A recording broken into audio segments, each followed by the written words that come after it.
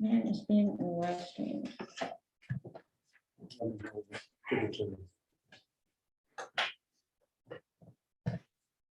No, we don't have any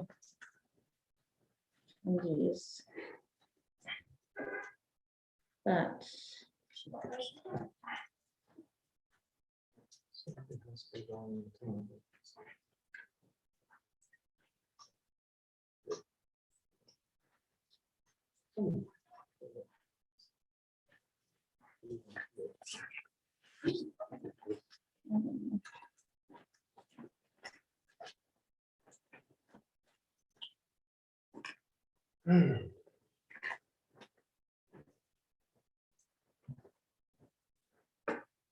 I think so. Okay. Yeah. Okay, let's start. Good evening, ladies and gentlemen. Welcome to the Board of Directors meeting for the Mid-Coast Solid Waste Corporation on January 26, 2022. We're going to go right to our agenda. The first time agenda is, does anybody have any director want to make any comment that's not on the agenda before we start the meeting, or hold the peace? I guess we're holding a peace. So with that, we'll go to the review and approval of the September 22nd, 2021 meeting minutes. Does anybody have any comments or motion to approve on those meeting minutes? I move to approve the meeting minutes of the Midco Solid Waste Corporation September 22nd, 2021 meeting. Second. Motion made and seconded. Any discussion? Not hearing any. All those in favor? I'm staying. Oh, okay, I okay. think you weren't here either, were you? I thought the minutes said that you were not there either. Yeah, he wasn't. Don't count my vote either. Allison will carry my vote, and I got it. Eric will carry Deb's vote. Got that, Beth? Morning. I'm going to slowly introduce the next topic because I think Dan is just walking in and taking off his coat. You want to settle at the table, Dan? You're welcome. Oh, that'd be great. Thank you. I can move over if you'd like. My microphone is.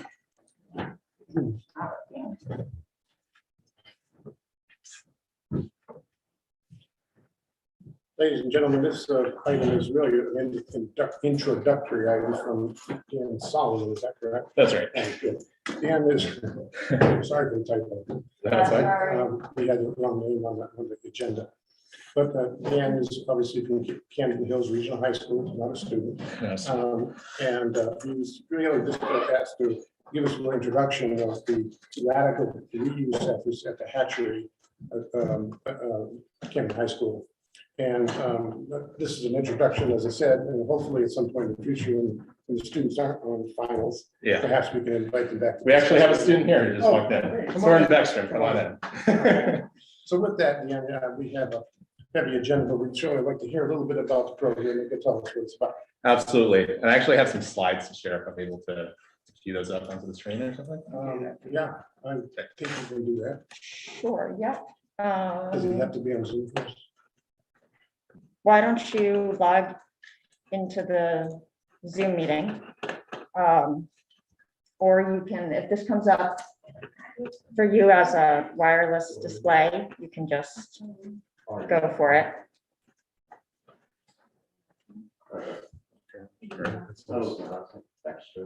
Or I can grab you an HDMI cable.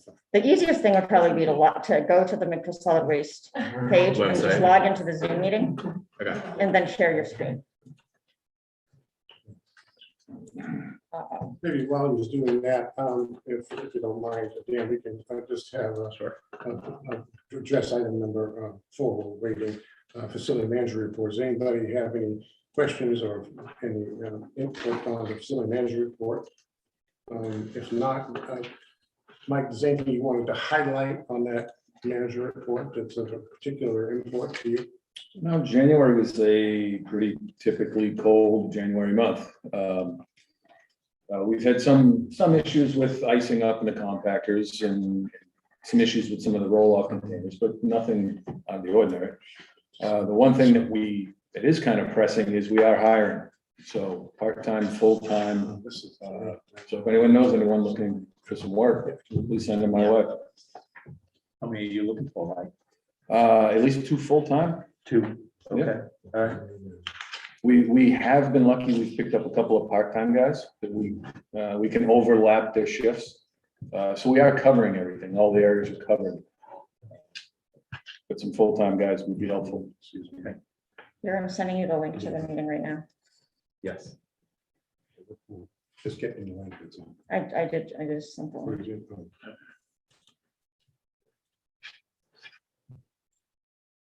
So other than hiring, how many, maybe summarize how many positions are open right now? 2 full-time is what I'm looking for. Mhm.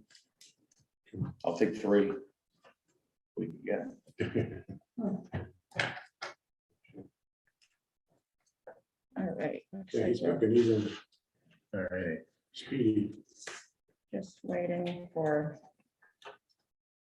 There we go. Yep. Terminal analyst. I've got a question for Mike. The potential electrical upgrades to Mhm. compactors. Yeah. Is that something that you said you met with a local? Yeah. Do we just pick somebody or do you put something like that out to bid, given what your best guess would be the cost or Well, how does that work? I chose Hedstrom because I know they have experience with controls. Do you mind turning on your mic? Oh, sorry, I didn't realize it wasn't on. I picked Hedstrom Electric because I know Tommy Hedstrom and I know he's familiar with controls, which is slightly different than your average electrician who wires up a house. What I wanted Tommy to do was to look at the wiring and get a schematic of the system because it's an old system. All of the labels may not line up, which he did evaluate, and it's all in good shape. The controls we need are essentially there's 2 outside controls, key switches. They've been exposed to the elements for 20-something years. So it's really a minor cost. I was expecting the worst considering the age, but we're actually in pretty good shape. So the nuts and bolts of it is in good condition. Yes. Okay. So do we have a policy of a threshold for when we have to put something out to bid? I think we've talked about that before, We haven't we? did, we did. And it falls well below that. Yeah. So what I've been doing, anything over 5,000 has to go to finance committee for approval. That's the threshold I've been using to go out to bid. I did talk with a couple other electricians, Kurz, Harford, Tommy. In this, with these types of guys, it's whoever can show up, right? So. Perfect. Thank you. Okay, Dan, go for it, Dan. All right. Well, thank you all for having me. I really Here, appreciate Leonard. the opportunity. Sorry, just Yes. for the purposes of this, do Yep. you want to turn on your video? Do you have a video? So I don't know if anybody's watching. Oh, I see. It's a very small point. Yep. but I see. Anybody watching on YouTube is only going to see. There we go. That's. All right, perfect. All right. Again, thank you for having me and letting me present to you all. I appreciate the opportunity. So my name is Danny Solomon. I recently, I'm a transplant to the area. I moved here back in August. I've been here for about 5 months. And I moved to the area to work at Camden Hills Regional High School and to serve as the hatchery coordinator. For those of you who aren't familiar with the hatchery program is at the high school, it's a new emerging program. And I will show you what we've been doing at the hatchery throughout this presentation. I'm going to show you a little bit about my background and what I did before coming to Maine, because I think it's relevant. So I came from Chicago, and there we go. And I was working at Sweetwater Foundation, which is a nonprofit on the south side of Chicago in a pretty disinvested area of the city. Sweetwater Foundation does a wide range of things to rebuild the neighborhood from the ground up. Urban farming is a huge part of it, but there's also a lot of construction and carpentry, education, and things like this. Emmanuel Pratt is the executive director of Sweetwater Foundation. He is an immensely creative and ingenious person. And so one of the practices at Sweetwater Foundation is transforming waste to resources. So all of the projects that we do at Sweetwater Foundation, or that I did at Sweetwater Foundation, we're sourcing materials from the region's waste streams. So often what you see here are crates that we're serving luxury apartment buildings in downtown that we would intercept from going to the landfill, deconstruct them, and then use them to make all sorts of products. And so, the funding that went towards this small nonprofit was not going towards material goods, it was going towards human infrastructure. And so I'll show you a few of the projects that we did. So this greenhouse structure, very simple greenhouse, was our workshop. We could use that throughout the winter just by putting a few space heater in there. So really low budget way to have a carpentry space. So we cleaned up the outside, started building a wood rack, all with materials that were coming from pallets. So turning chaos into some order. The interior as well. I have a background in architecture and design, but I'm also an avid builder. So I worked a lot in the carpentry area, creating a plan for it, creating a little axonometric drawing, give people a sense of what we're doing. And again, just using materials that would have otherwise ended up in the landfill, bringing some order to this workshop space that we did a lot of educational programming in. Also, we had a lot of furniture projects. These were projects that we could sell, so we could create sort of a market out of these materials. These are what we call fractals. They're these modular crates, and they were a really good project because no matter what kinds of materials we're getting, 2x materials, 1x, all of that could get ripped into fractal stock and used for educating young people. This is a really common site at Sweetwater Foundation, vacant lots. About 80% of the lots in this area are vacant. Fast track demolition under Rahm Emanuel's tenure as mayor led to this site. So you can also see there's no stop sign on the corner here, which is also pretty common. So we decided to make our own using a little CNC machine, and again, just recycling materials that would have ended up in the dump, and building a stop sign out of wood. And then, this is 2 blocks away. So this is standard demolition, right? Very violent activity. And instead of doing this, again, deconstructing all of this, so this was on that same set of vacant lots. This was where we would have our farmers market, and the structure in the background, the tables, the furniture, those little farmer stands, all that was built with just stuff that was, diverted from the landfill. So this was Friday market. We even, during COVID, had a local chef do a live stream cooking demonstration using stuff from the farm.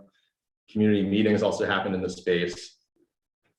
So anyway, I moved out here, entered the school in this hatchery program to what was sort of a mess when I arrived. So this is the inside of the shop at the school that I am now the caretaker for. This was outside the shop, so it was just piles of stuff. And so to most people, this would be, chaos, but to me, I saw potential. So we started with pallets, again, taking this transforming waste to resources ethos from Sweetwater Foundation. We now call this radical reuse. So radical reuse means we're only using materials taken from this region's waste stream to do these educational projects at the school. So we've committed to this idea of radical reuse. And Soren Beckstrom over here has been part of that mission. He is one of my best students, and he is part of the shop apprenticeship program that I started in the school. So we started with pallets, collecting pallets from the school, collecting pallets from different lumber yards, bringing them back to the school, and kick things off by doing a event called Palletpalooza. So this was the first week of school. Everyone was invited to come outside and take pallets apart. At first it was kind of slow, but then people could hear the hammering. They would come out, get excited, want to take their masks off and be outside, get some fresh air. And it grew, whole classes started coming down, advisories, and lo and behold, we were able to take apart all of those pallets in a week, very carefully. And since then, we've used a lot of this material. We also got a delivery of D-grade lumber. So this was from Viking lumber. This would be material that they can't sell. So this is like $4,000 plus worth of materials that we're able to obtain for free. And we've been doing all sorts of carpentry projects. Again, projects that were sort of taken from the Sweetwater catalog, teaching basic carpentry skills, how to use tools safely, and working outdoors, sort of ad hoc. celebrating our work. And this then turned into an outdoor classroom. So over time, we were able to turn all this material that would have ended up in the waste stream into a new community asset and community resource. We then did an event which both Allison and Michael were kind enough to attend. This was back in October, late October, on radical reuse. The afternoon was hosted by these students that I've been working with who have been learning these skills, learning how to build these projects. So we took our work, relocated it to the site for our event. We also screen printed t-shirts for the event, using t-shirts from Goodwill that were going to be turned into rags that they couldn't sell. All these students had never screen printed before, so that was an exciting learning experience. And those are some of the shirts that we made and were able to sell at the event. And then the students led these workshops showing, parents and community members who attended the event how to build the projects they had just learned. The second part of the event was a speaker panel. Tia Anderson was one of the speakers. I also invited a remote speaker, this woman, Sarah Bagliali, who is based in Portland, Oregon. And she was instrumental in helping pass the first deconstruction ordinance in the world. So this mandates that houses in Portland, in the city of Portland that were built before a certain year have to be deconstructed and not demolished. And you can save upwards of 85% of the materials from going to the landfill doing this, excluding the foundation. So from this sort of scene and all the hazards involved in standard demolition to, a more friendly way of doing it. It's very team building. You learn a lot through the process of taking a house apart. It's a really good opportunity to gain skills in construction. And so this other fellow, Shane Endicott, is someone that I hope to bring in the spring to the school to speak. He's also based in Portland, and he does both the deconstruction side as well as he has an architectural salvage business that resells the materials as well. And so he, talks about how much you can save in terms of materials, the job creation, and there's a focus on hiring people, women and people of color in Portland for these jobs who are often excluded from the construction industries or historically have been. So after the event, students started to think about what a deconstruction ordinance might look like in this city and who it would affect. So we created these sociograms to think about the positives and negatives of how an ordinance like this would work here. I've also been working with Habitat for Humanity, taking some materials from the scrap pile, salvaging those. And just as sort of an example of deconstruction working at a small scale, we built this little float for the parade. Christmas by the Sea here. So this was another opportunity to teach students how to build, working with the Habitat Club and some of my apprentices, making this little top half of the house, decorating it and celebrating it. But then it came back to the school and we did the deconstruction part as well. So all this material was then taken apart and repurposed. And in 25 minutes, we were able to salvage all of this, just demonstrating how, this should be the standard. And we talked about how the trees that made up the structure were probably 25 years old. It took 25 minutes to save them and repurpose them. Am I good on time? I saw your float. Oh, fantastic. It lives on in new forms.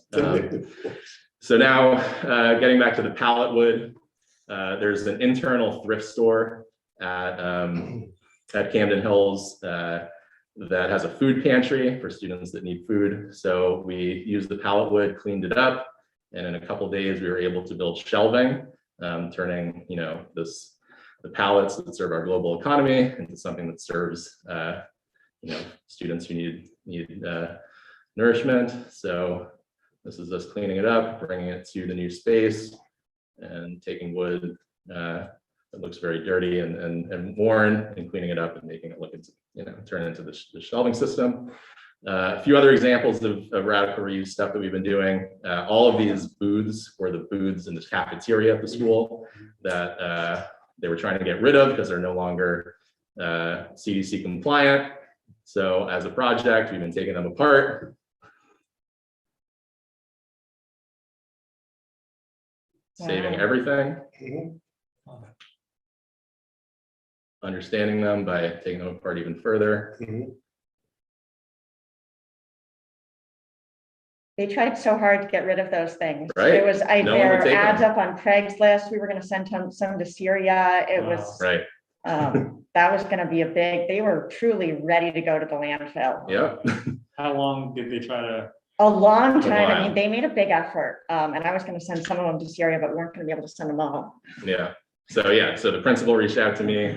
I gladly took them on, and they've served as a really great,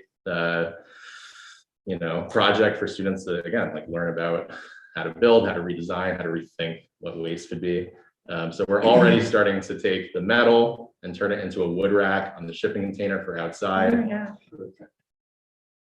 using paint that, we had in the shop when I arrived. Doesn't matter what color. How many people are involved in this in school now? So this is I've been working with the CTE exploratory class. So that's a lot of the students you're seeing right now. And then my shop apprenticeship group is also getting involved as well. So it's quite a bit of students. So turning this into outdoor classroom space, turning this into a new shop space that the students are involved in building out. Cleaning up all the wood, saving it, again, using sort of the fractal project, all the excess materials. Like we did at Sweetwater Foundation. And then we just recently started to think about how to turn these into new products. So chairs, and then Soren testing one of them out. And he and Sadie are also starting to think about how we could use these skis from the ski scale at the school and the pallet wood to do some sort of hybrid Adirondack chairs, pallet wood, and skis. So that was just today. Anyway, so that's what we've been doing, and we hope to continue our efforts in radical reuse into the spring. We have a few projects that we've been sort of lining up. One, which Soren is heavily involved in. He's also a member of the Wind Planners Club and helps out with the composting system there, which we've been trying to advance. So that's one big effort in waste reduction, is improving the composting system. Another project that we are working on is doing another radical reuse event that would be more inclusive and cross-disciplinary, and that would happen during the school day. The school used to have, I don't know if anyone's familiar with Margot Murphy at the school. She's a science teacher and sort of environmental activist in the school. So she used to host a green week at the school, and is not going to be doing that this year. But instead, we're trying to do a radical reuse event during school in sort of that similar sort of climate focused spirit. That's going to happen in late May. And then the third project that we're working on or working towards is doing an educational school bus conversion that would celebrate radical reuse and also extend the resources we have in the school, possibly to other public schools in the area. So those are the projects that we're trying to do this spring. I've been looking into funding sources for all of those things. And then Allison mentioned to me that there was money set aside by the Midcoast Solid Waste Corporation to waste reduction education. So I am hoping that you will all be able to support us in some capacity for those projects. We don't have itemized, list of what we were using that for yet, but those are the three projects that we would be focusing on for the spring and years to come. Very exciting. Thank you. The composting thing at the school was actually, I think that was started through a grant from EcoMaine. which is Yes, one it of those. was. Yep. So this money that we had set aside was sort of to be a replacement for those grant opportunities that had been coming through Did you EcoMaine. want to add anything to our discussion? You came tonight, say something. Well, I'm just more here to listen, but, yeah, so recently I've been looking at the composting system more, and a lot of things don't work with it. Like right now, we have all these paper plates, since they can't hire enough people to use the porcelain plates that they bought for this year to wash the plates. So then right now, we have all these paper plates, and we end up just having to put them in the landfill, and then right now, the actual like receptacles in the cafeteria, people don't understand how to sort out.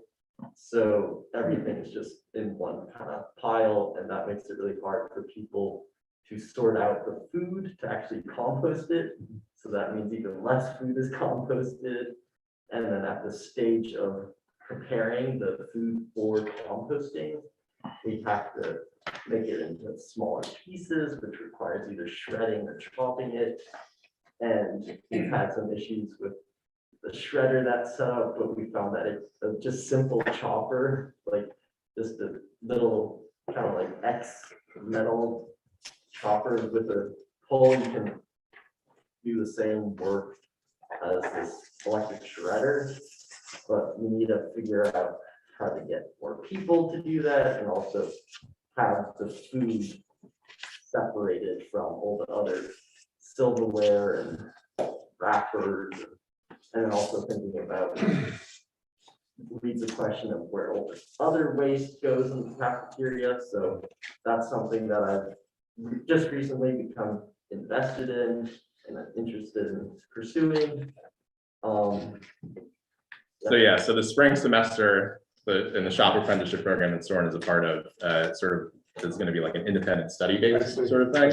So he's taking this on as an independent study, and will be working in the shop with me to create a new receptacle system and work out a lot of these logistics that he's talking about. It's so nice to hear the passion here. Thank you so much, Dan. Of course, thank you all for Thank you giving us the coming time. through. Thank you. We'll be talking more, I'm sure. Great, thank you so Thank you much. so much. Thanks, Danny. Thank you. Thanks, Soren. Thank you. I've been hanging around and be bored by our budget discussion. Well, I'm afraid it's nowhere near as exciting as we're talking about. But all connected. Well, they're all connected, right? Because otherwise we would have a budget to do some of these things. Right. But anyway, next agenda item, of course, board is the, finance committee presentation. Oh, Well, that's the way it's written. It doesn't have to be that way, but I think that we should start with some kind of a highlight and look at the budget you've all seen for FY 23, right? Remember that? 23?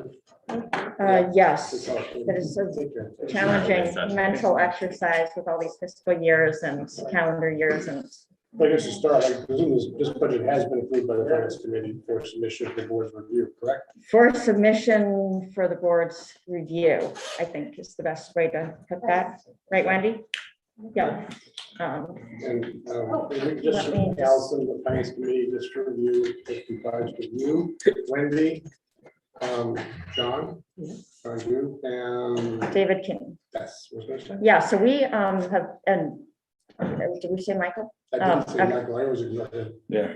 Well, the facility manager is even a voting member of the finance committee according to our bylaws. So, yes, we met a number of times. We met I think it was 3 times or maybe 4 with good attendance from everybody. So we talked extensively. We also met with the auditor and Fred Brewer.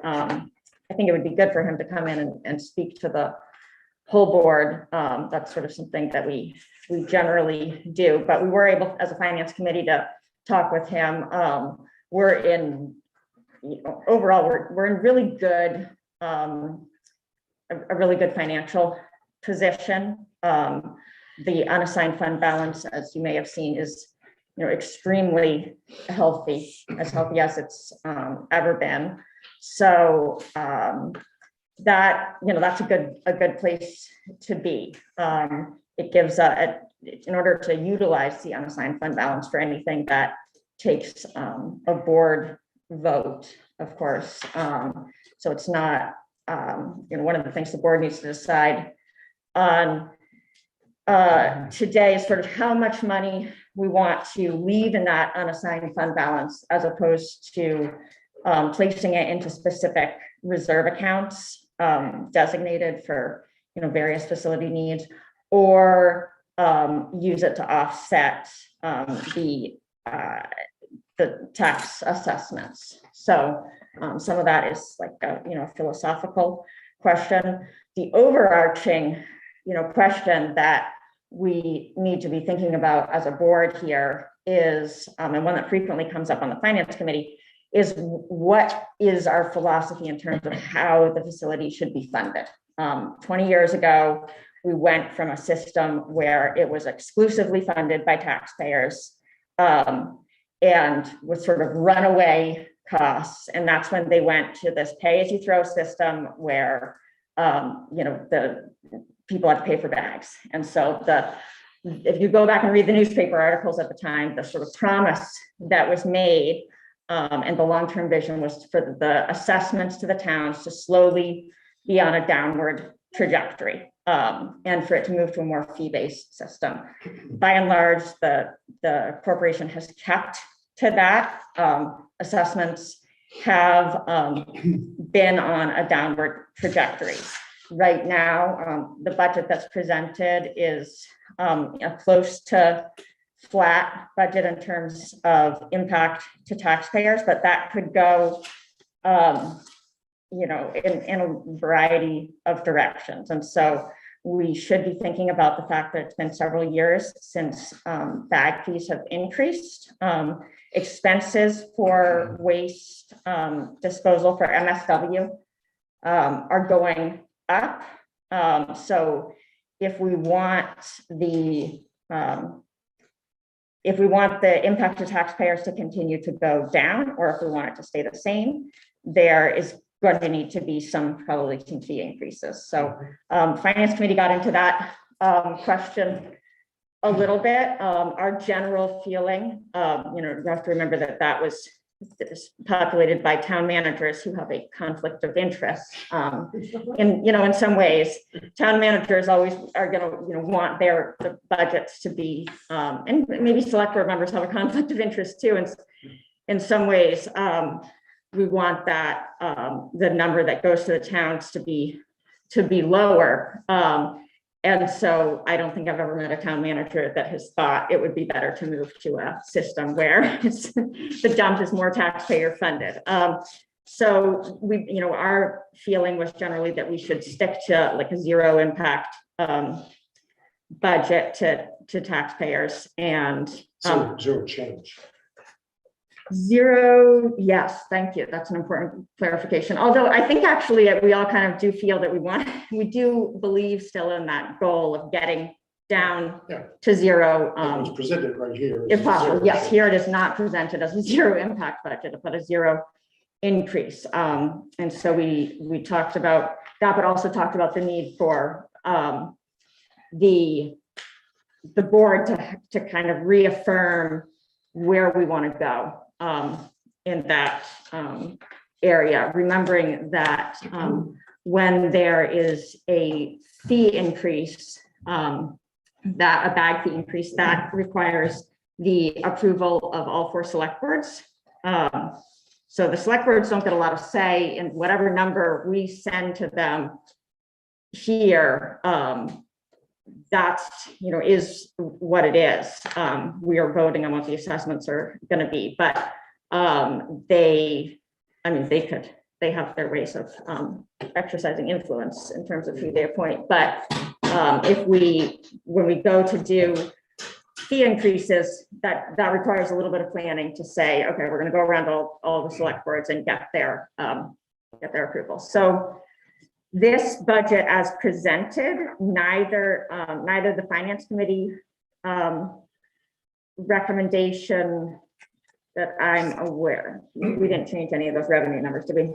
Yeah, so neither the manager's budget nor the finance committee like actual numbers in the column, that doesn't reflect a fee increase, but it is something that we could consider talking about here, because remembering too that if we do this budget farther in advance even than we do our town budgets, and so if you want to increase fees, it doesn't necessarily have to be that it would be reflected in this budget that's approved, like with the numbers, but I don't know, it's a conversation that we should have. And if we wanted to reflect that somehow, we could increase the MSW or the per ton and the tipping fees or tip fee revenue. We could increase that number to sort of reflect that we were planning on doing a fee increase, or we could just let it cook and sort of really be thinking about it for next year. Is everyone clear on the change areas and how where we are and what we're using right now? What was that? Everyone clear on that one? And that's kind of important to remember. We started out with the good news thing. We have a undesignated reserve of over $500,000. But I think there's some recommendations that drop that down to about $300,000. Yes. Round numbers, so it was more specific, but that's, I just want to make sure everybody is clear on that. I mean, this budget is for $2,394,000, almost 2.4 million. It's a 3.7 increase year on year total. And as I said, Allison said that currently the assessments are still same amount, $554,000, I believe, amongst the full time. So that's where we're at this point in time. That can be affected. We are globally in strange times. Brian, did you want to say something? Well, I don't know if it's a statement or question, but some of the, and I think Mike had touched on it, maybe not last meeting, but the meeting before. Some of these revenues may be potentially artificially inflated because of the year that we've had, meaning we've had a busier year than normal. So do we think this trend will continue, or will it go, back to the way it was, or will it go back the other way? So, is this like a blip, and do you use these sorts of numbers to go forward with, or do you say, well, this is not what historically it hasn't been like this? Right. So how do you move forward? Because you can't just look at all these revenues are up this year, but that isn't historically what's happened. Am I correct? Mhm. Although that's true for some things, but like landfill revenue, we have we're under budget and for landfill revenue. For MSW, the system is kind of designed so that we can't really be hurt by it, because the more we bring in, the more we have to take to the landfill, the more we're paid to receive it at the transfer station. So as long as we've set the fees appropriately, it doesn't really help us all that much, and it doesn't really hurt us all that much. We do need to be a little careful with the landfill revenues, but even with those being lower, which doesn't really make that much sense because we were talking about that in the finance committee meeting, that with all the uptick in construction and things like that, it doesn't quite make sense that our landfill revenues are down. And I think if there's one sort of fault in this budget, it might be that we're being overly optimistic in terms of landfill revenue projections for next year, but we've come in so under budget in terms of like employee staff time. We're underspent in so many other areas that. I think a good question, though, Brian. I get your point. As I looked at by the way, my history doesn't go back as far as many of you do, but as I watched the total revenues, they haven't cycled dramatically over the last years. One, two, you got to remember too that our expense budget, we've been beating it every year. So it's kind of a double whammy. That's one of the reasons why we have reserves, right? That's how we got a $500,000 reserve. We didn't spend as much as we thought we were going to spend net.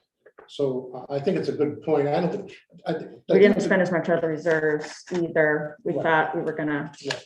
Right. But I think that, again, when I was referring to is it's financially, economically, it's questionable times right now. We have supply chain problems, we have labor problems, and any one of these things can, by the way, those challenges which nobody has the exact answer suggest you maintain a decent amount of reserve for exigencies.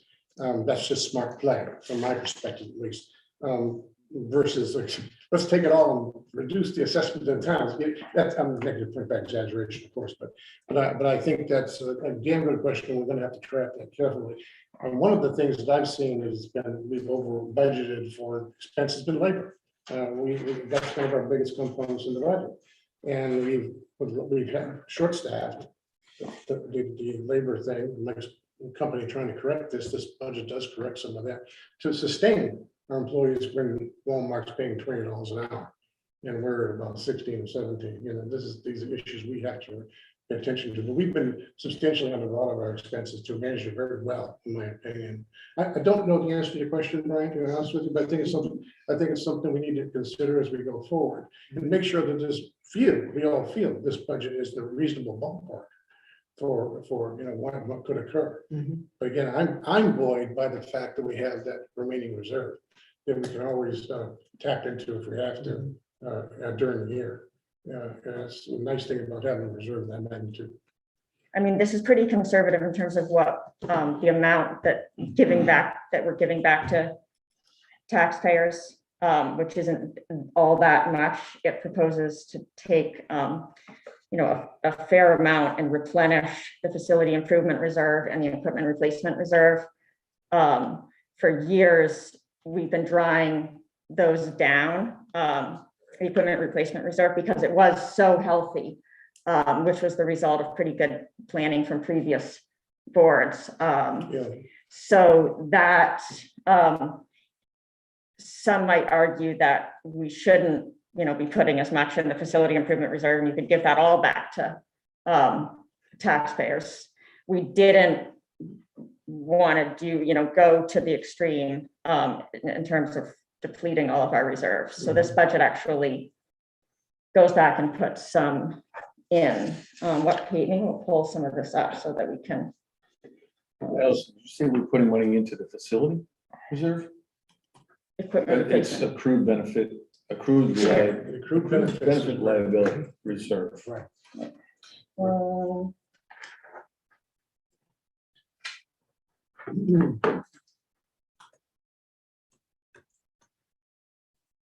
This is the only What one. page is it on? Page But one of the, 17. to Brian's point, though, I think that's kind of supports the idea of a modest bag increase to increase our, because a modest increase in bag, which I don't believe we've done in a number of years. I don't remember the last one, but it's been a while.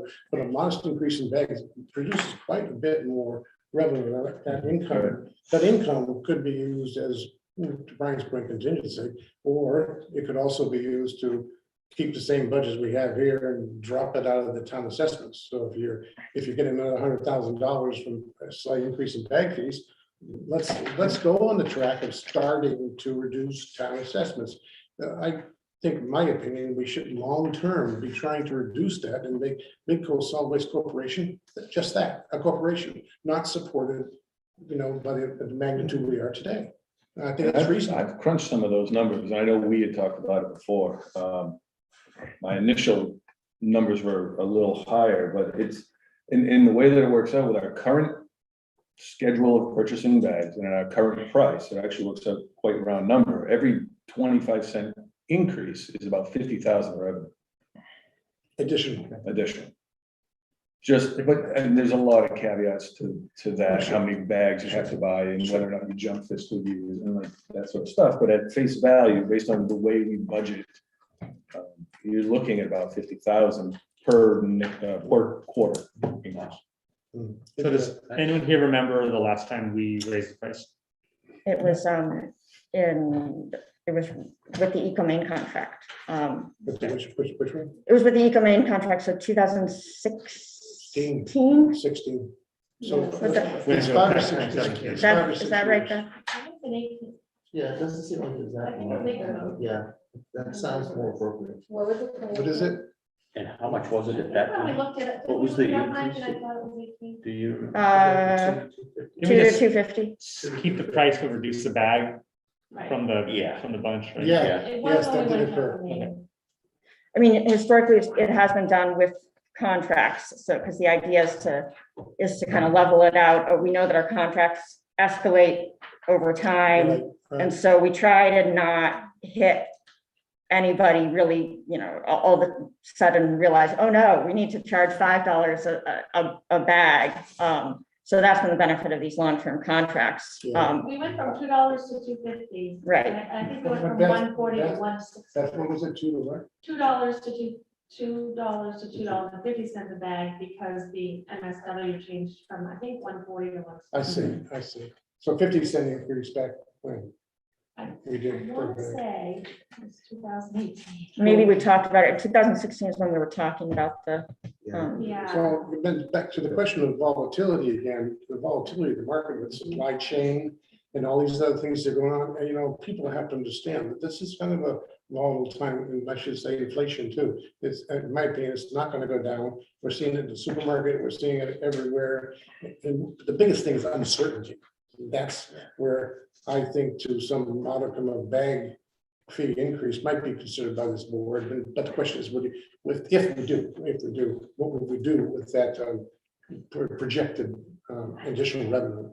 Just let it fall to the system, credited against the assessment by some modicum as a first step towards doing that, or if we over project revenue, it's going to be surplus again. It has the same effect. But well, there's the tip fee stabilization fund, which is what was set up. What we really need to be doing is looking at what the potential contracts are going to be, or options for waste disposal when the landfill contract runs out. So that's already, we're in year 2 of that. It's already escalating. We know, this budget will be year 2 of that.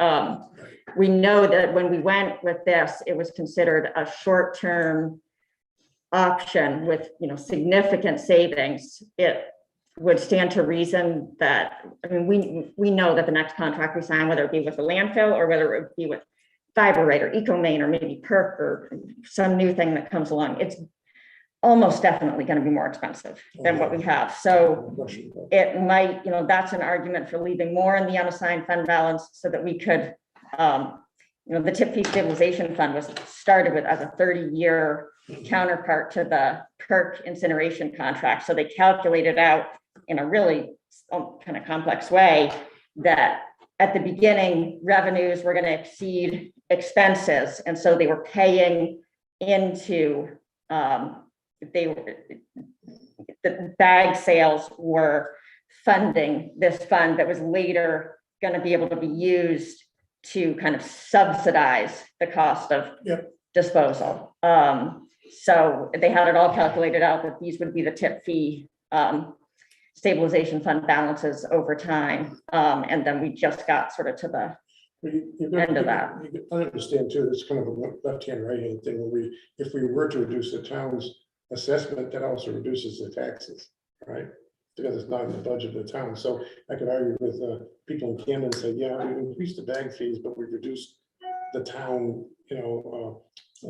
contribution to Midco solid waste. I think that has some, well, maybe not all of it, but some of it, just something of it.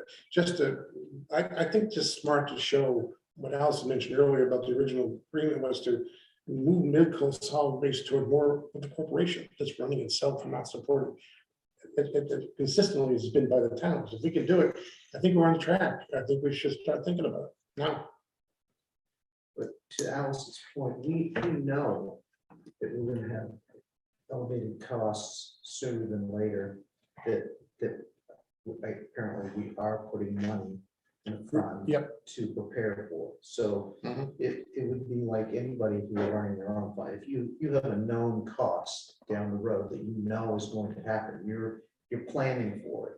So that's what we're doing, is planning for a known increase. When the landfill closes, things are going to go up a lot, correct? And you try to get the user to pay the brunt of that, but people find alternatives, so then that revenue goes down potentially in some percentages. So it's kind of I see it as it's not an easy puzzle to figure out. Well, it's complicated because the other part of that equation is when is the day we're going to have to pay to the landfill? Because I could certainly present an argument that says it's not 5 years away, it's 10 years away. Logically, and by the way, it's one of the things that when we get to more committee meetings and strategic meetings, have to take a hard look at.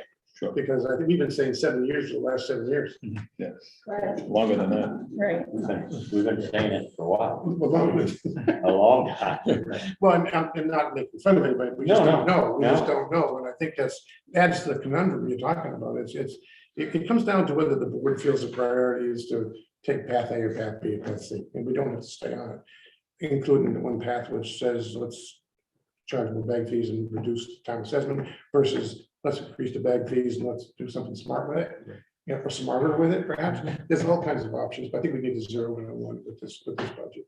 I mean, we can do a couple different things too. There aren't, bag fees aren't the only fees that we can True. increase. True. The biggest one, one of the volatile things is of course the recycling market. And that's one of the reasons that if the budget's been okay, is that we, after getting hit really hard with the recycling prices for a couple of years, we drastically reduced the revenue projections, anticipating making only, very little on the bailed sales.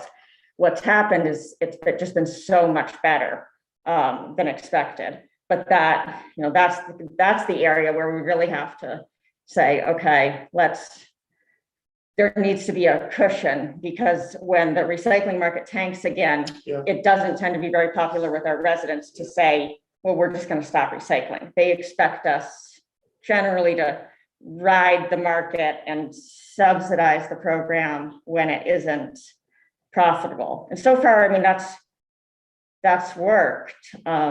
It's doing okay, a lot better for us than it did before. So that's one that we could, with recycling, we could charge, some places charge a fee to, just come into the facility.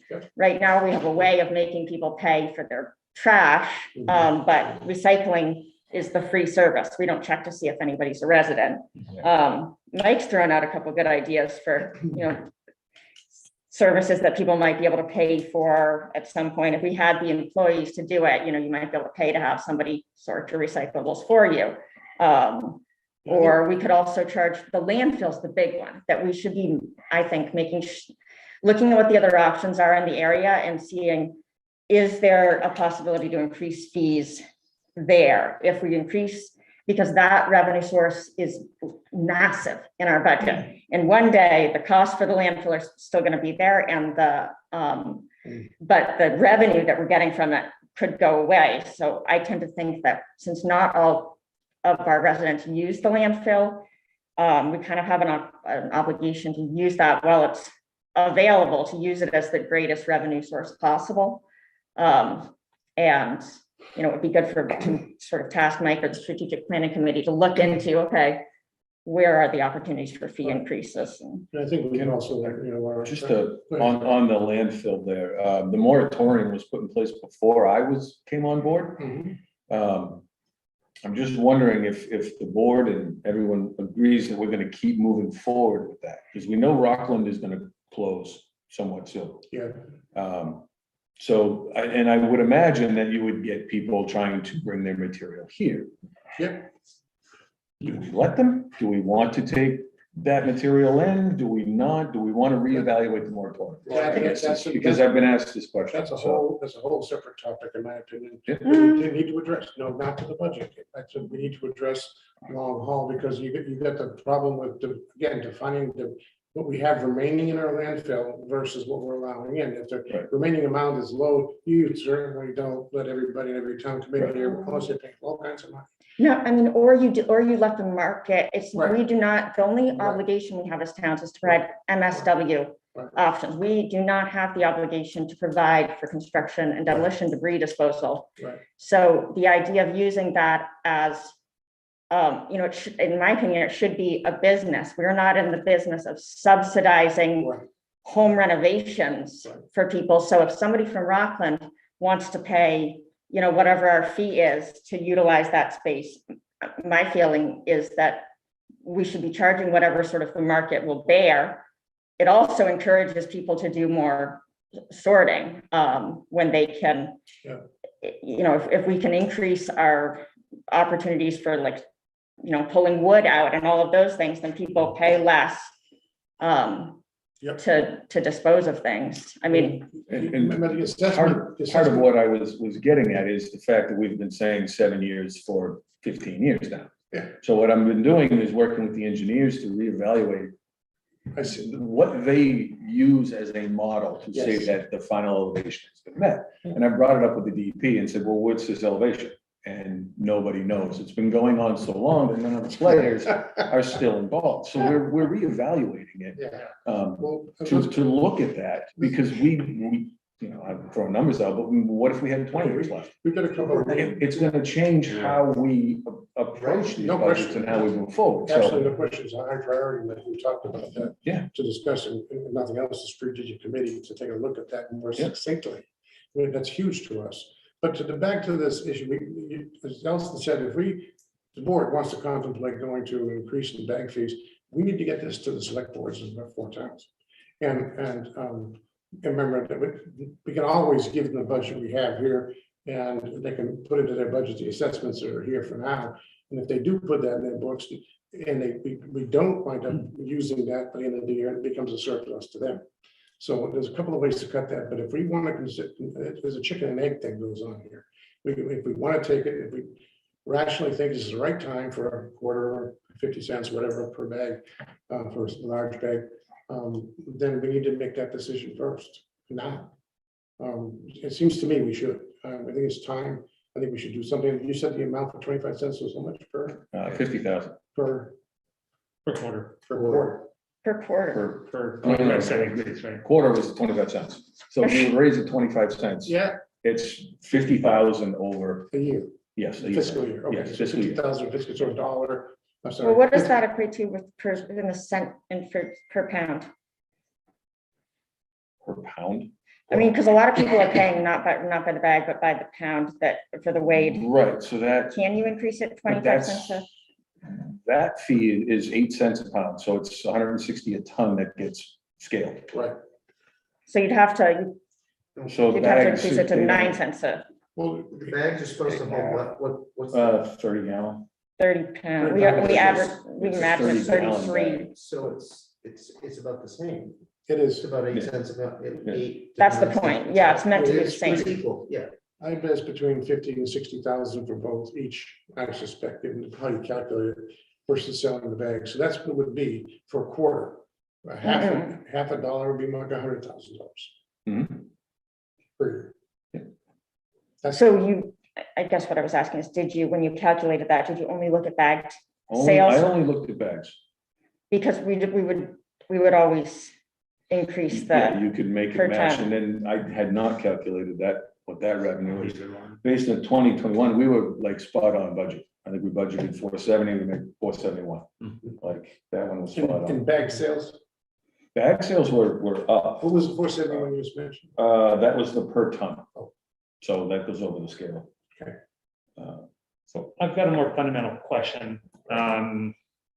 Do we as a board still agree that we want to move the funding over to bags instead of the assessments? And then I wonder, looking at the transfer stations across Maine, what are their philosophies? Are they getting away from assessments? Are they just assessments? Are they a mix? Have we done like an audit of state transportation to see? not extensively. I did talk with Paul Rosen, who's over in South Thomaston, about their transfer station. There, I believe, mostly assessment. He was talking about some of his large haulers, which I would equate to Heel. They pay an annual fee, flat rate, $650 A year? a year. yeah, we used to The do town that. covers the rest.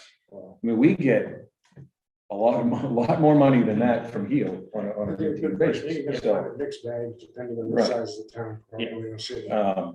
I live in Waldeboro. We don't have bags. You don't pay. Well, they do pay, but if you recycle, you can throw your trash for nothing. So it's a lot of the town assessments. So, Yeah, and most towns don't have the massive liability that we have of the landfill and the closure Right. needed for that and the, I'm not arguing for the change. I just want to make sure that we're That's a all good still. question. I think it's a good That's still a point. good idea. Is there a comparison? And what do they do? That could be useful, not for this budget, but I'm just saying. No, I think you're. Moving forward. Yeah, and she's got a great point too with the landfill. There's not many have them. No, they don't. Are we doing one thing or another in terms of preferring one over the other when we're thinking about full-time residents versus part-time residents? I mean, if everybody's taxes go down, theoretically, I mean, it doesn't mean that just because we don't assess as much, right, that the taxes are gonna go down. Now, let's just say in a pure world, right? Yeah. If we don't assess as much, the taxes go down for everybody. Right. And the people that are here are paying more for the bags year round. Are they sort of subsidizing the people who aren't here year round? I don't know if that logic is going through, but I just want to That's a raise good it for us to talk about. Sure. I haven't fully thought that through. I suppose we have to go into the demographics of how many people are here full-time, how many people are not. But Aren't we whether you're here full-time or part-time, aren't you in theory creating sort of the same amount of trash? Right? Why would you be? Well, Because everybody has to go to the grocery store every week and, substance is just as important to the part-timer as the full-timer. Yeah. But you're not creating the same amount of trash here. I mean, That if we I mean- raise the fees, aren't we just changing it to a pay on use system? That's right. Which Right. is, so if they're only here part-time, they're paying on use anyway, and That's we're still right. making the same revenue. yeah. That's I mean, right. I mean, we want to get to a pay for use system and eliminate the tax is what I'm hearing. Right. Right. Do you want to pay for your trash or your neighbor's trash? That's, But that's- you're exactly right. You're exactly right. That's the strategy, the tactic, which is that's behind it. When we ever get there, another story, because you don't know what's going to happen. No, right. Eventually in this market, but you're right. If we start looking at reducing assessment over time, that's exactly what we're doing. Right, But and you're not so, gonna have that time to reduce that, and then all of a sudden it's gonna shoot up when you don't have a landfill anymore. And Well, yeah, that's another whole other ball. Not if we plan it right. Not if you plan it right, yeah, you can plan around that, but again, I personally don't believe it's 7 years, but that's just, I'm not the engineer here. Our engineers have to do that for us, but that's a high priority for us, I believe, is to get a better definition on that longevity. I mean, might never happen. Well, I'm sorry, you have to get something with GDP. We have to plan You shouldn't be conservatively. saying 7 years, 16 years, that's to me is just poor management. But it's not. I mean, you have to realize that this is with landfills that are planned from the beginning, they know how they're going to respond. We have a 300-foot quarry filled with water that they just put a bunch of trash in. If the water levels change, so most of this has to do with the amount of settling. Or the amount of, even the amount of rain that we get, or the amount of, we could experiment with all kinds of things. Some people strongly believe that there's still a certain amount of that that's floating down at the bottom. There can be, it's all about really how much it settles. We could bring the water down further, and that might cause more settling. If we get it so that the elevation is allowed to be higher. It's not black and white, right? We don't have the shit right now. Again, it really comes down to the board making a decision whether or not we want to head more, take a step toward pay for your, that's what we really be doing. Or not, and that's just a basic thing, right? The timing is right for a bag increase, in my opinion. I think it's the right thing to do. Supply chain, all the things Gary mentioned that are going on, whether it's 25 cents or 50 cents, that's, a bit debatable, but. I think that has to go to the boards, and I think we should probably be doing that in parallel no matter what. If the board wants to recommend to the select boards that we go up X cents per bag and get that approval, we have it in our back pocket. Is that something we have to go to the select board for? Yes. Yeah. We have to ask the select boards for the increase in the baggage. Yeah, I suspect it'll be approved, but but I can't speak for the board, but myself included. But I think we should, that should be one track. I think we should really pursue no matter what. Get it approved and get it in our back pocket. The main reason not to, the argument that gets used to not increase fees is that it will increase roadside dumping. So that's also why it's different in different towns, and different towns might respond to that differently. Having done a lot of roadside cleanups and really tried to even look at this with the police department and ask them for, historical examples. what we mostly found, at least in Camden and Rockford, and I think probably in Lincolnville probably too, is that most of the roadside dumping doesn't happen as a direct response to not being able to pay. It's more like, I want to get rid of this couch and nothing's open, or like it's, Tires, yeah, and a lot of it, you see a lot of bottles too that would have, it's like, this would have been free to get rid of, but, so it's, I don't see in our communities that makes a really big difference, and if it does, I'd rather have and I think we should have the program in our, the general assistance programs in our towns where and we've always said this, that if you don't have enough money to get rid of your trash, we still want people to do that responsibly, and you can contact your town office and get help with that. I'd rather help people that have trouble paying the fee than keep everybody's fees subsidized, out of this. It sounds like a great agenda item for our next meeting. yeah, And many means beyond. Yeah. But I agree Just with throw out lots. one more little thing on the bags. So the new bags that we're getting are coming in a roll of 5. Yep. It's 5 is an industry standard. If we wanted to keep it at 4, it would have cost more money because it was a special cut. If we would have jumped to $3, 3 times 5 is 15. It's even. People like even money. So To do that. just Just throwing it out there. Is the small bag still? Small bags are still the same. Okay. Yes, those are a standard 10 to a roll. Oh, so 15. you want to change, your recommendation is to change the price large bags.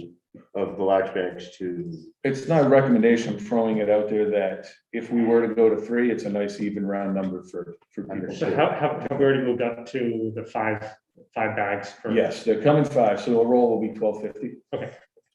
So the price is the same, but we're just getting 5. Yeah, got it. So we've always done it in terms of looking at the price per pound, because there's certain fee increases that you can't charge half a cent on something.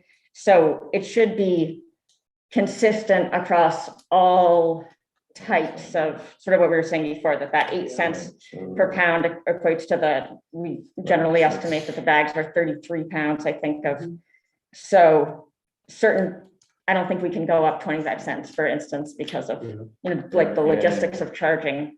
I agree with that. Round That's a fair, you have to keep it equitable on all sides of how we're gonna get rid of the trash, because then if it's a big difference one way or the other, that's people aren't dumb and people find the loopholes. At some point in the next few weeks, I need to talk to you about some loopholes that may help with some increase in revenue that I've seen. That doesn't necessarily have to be board discussion. I figured I'd talk with you. Sure. Like per ton, you're looking at $20 a ton, right? Because 8 cents, you're 160, at 9 cents, you're 180. yeah. You can't split pennies, so. Well, so what we're discussing is not changing the small bag, is that correct? Correct. So does the board, the point of question is, anybody in the board feel $3 is not appropriate to be raising a bag fee? I don't think we can just not change the one, like small bags, but change the large bags. And I think Mike should come back to us with a structure that makes sense based on math across all user groups. If we decide for some reason that bags need to be on a different system, then it would be based on some kind of we would have to think about whether we're trying to incentivize the use of one thing over another. Perhaps maybe we get to the point where we're like, we really want people to stop using bags at all, and we want them all to use contractor bags and pay that $5 per contractor bag fee because of this or that. Or maybe we increase our scale capacity. Like right now, everybody can decide to go over that scale and be weighed if they want to avoid the bags. But if everybody did decide to do that, it would be kind of a problem. It's good for people just to be able to move through the facility and drop their bag and go. So I think if you come back to us with Just a a question, proposed if fee the schedule. small bags are such a small portion, I don't know if people buy them. We buy 40,000 a year compared to 200,000 a year of the large bags. And quite often I see a lot of people with regular white kitchen bags and they'll stuff 5 of them in a large bag and throw it away. Yeah, Yeah, So why do we need to change the small and the large? If we're changing the large, why the small? There's a couple of questions here. Because First of all, we want to be increase equitable. what we want to increase. Yeah, we could, I guess we could table that, but we need to finalize this budget so that our towns know what their assessment is. We can approve it as written right now and in a parallel track. Go down the road of figuring out and going to select boards and recommending something to the select boards in February, whenever it's like.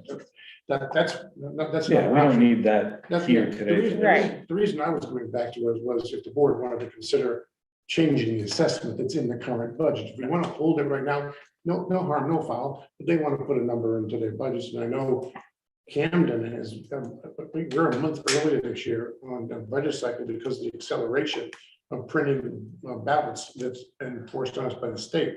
We're now starting end of February with our budget, when we use budget committees, when we used to start like at the end of March.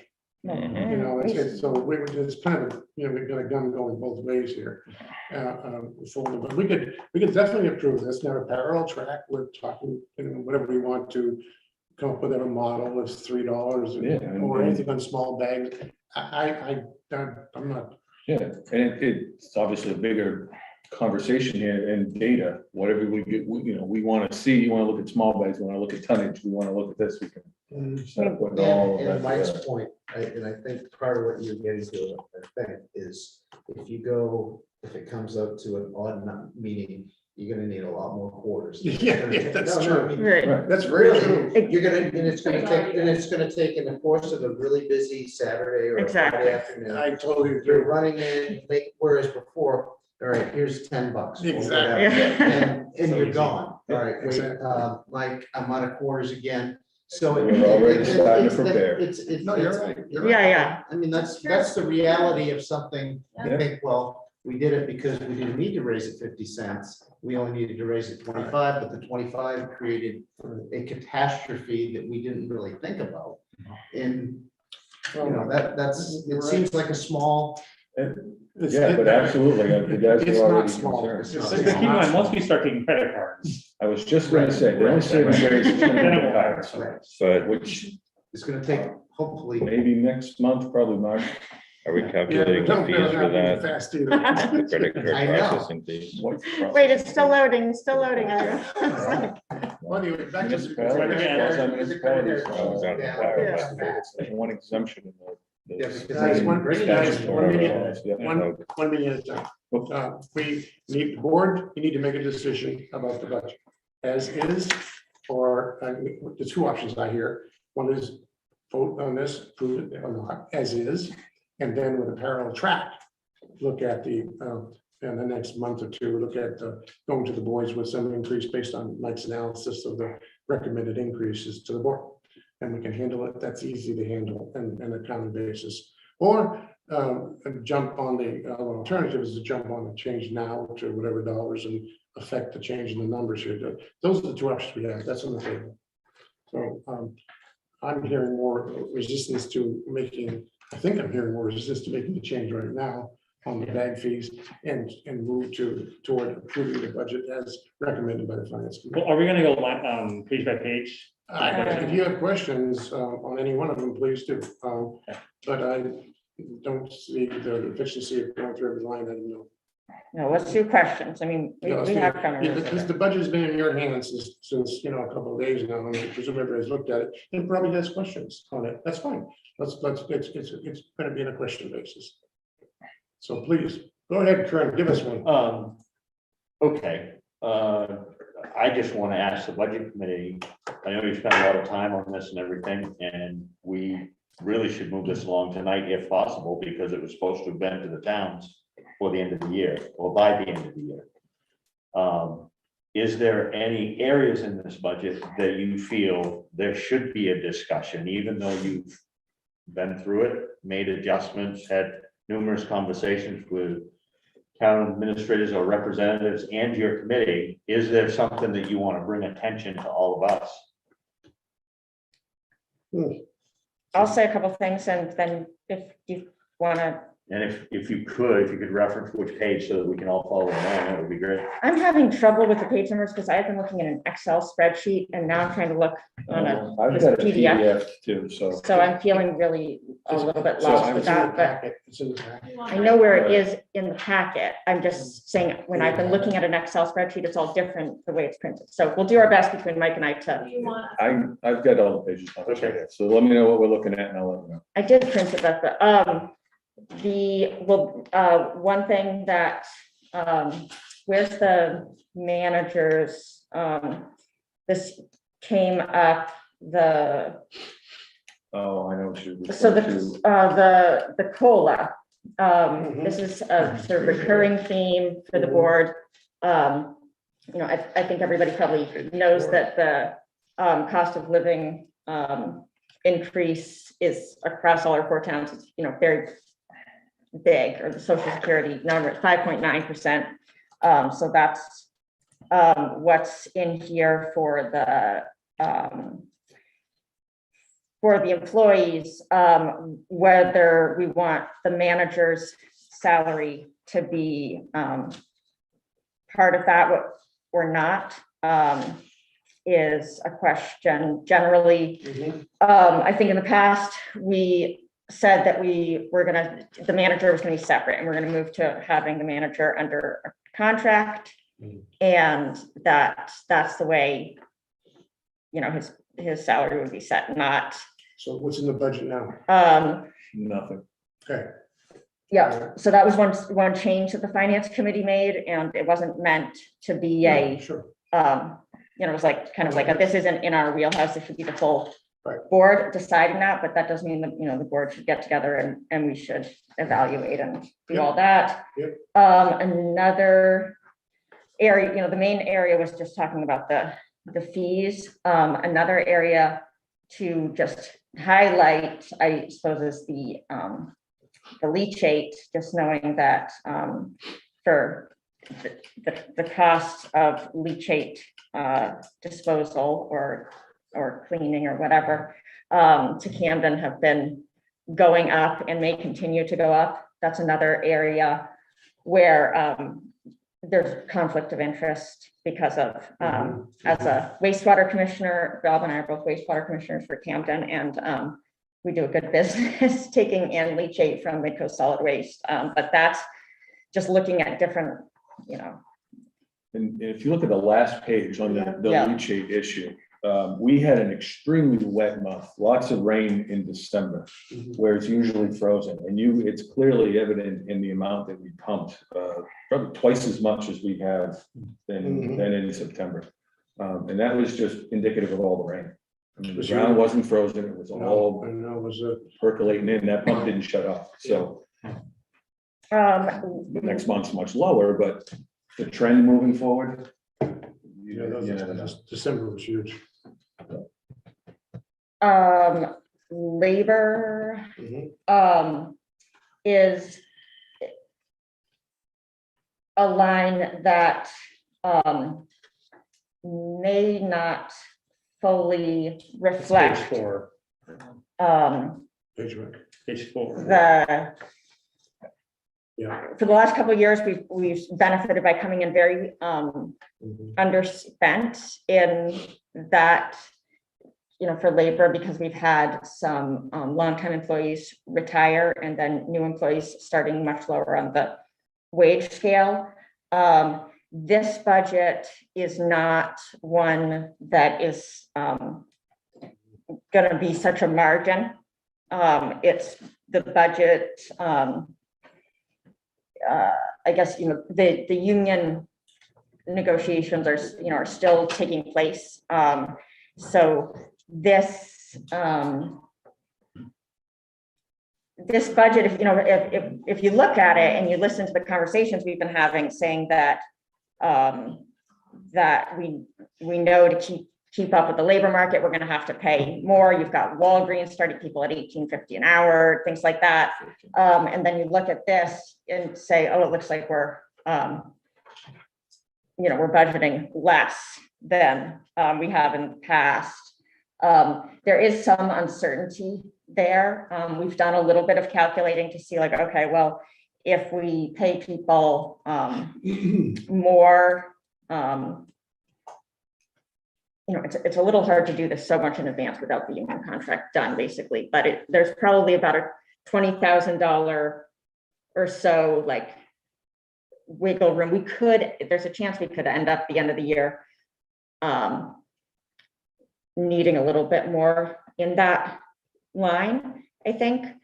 But I think we will also most likely end up this fiscal year with a balance. And so if we were to, carry that balance forward at the end of the year, we're probably going to be fine. I don't think we need to change it right now, but I think the board should be aware that it's not like this big padded situation anymore, because we're not going to have that happen again where a bunch of people retire and then we have that wage differential. So the big questions on the labor side, Mike, we have not finished the contract discussions with the union yet. No. Do you feel, the finance committee feel, that there's enough labor in this budget to cover the exigencies that could occur with a new contract? I do. That's the only thing. I was hoping to have a wage scale today, but I got an email about 3 o'clock. The union did not send it. Now they're saying tomorrow. Well, again, whether it comes, it doesn't. Right, but yes, I think we have enough It has to come. contingency. You just don't want to find out you have your shirt off when it comes, that's Right. the only thing. That's what I was asking. How many full-time employees do we have? Full-time? Full-time, not including you two. 5. Okay. And 2 a union? All 5. Well, 3 are in the union. All 5 are covered under the collective bargaining agreement. Got it. So even if you don't pay dues, you're You're still in there. subject to it. But you would like to have 2, 3 more full. I'd like 2 more. 2 Yeah. more. Okay. We're shorthanded. It's troublesome. But anything else, Allison, of key note? Quick question. The health insurance issue, the difference between full-time and part-time. Mhm. What is that difference, so to speak? What are we doing for the full-time that we aren't doing for the part-time, or Part-time don't get any? any. Okay, so that's a huge cover. So you say you're covering your bases currently with part-timers that aren't getting health insurance, but you'd like to fill those gaps with full-time that would come with health insurance. So that's a big jump in cost, even covering the same amount of hours. The overall increase is not just the difference between full-time and part-time. Right. It's you can add in the health benefits with that. Some of the guys I need are gonna replace, I have 3 guys leaving in the spring. Okay. 1 full-time, 1 part-time.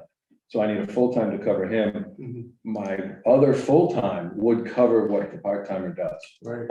So we can, I know I have guys coming out, but the coverage of 2 full-time may be able to take out for that. Okay. That's why I said maybe 3 Right.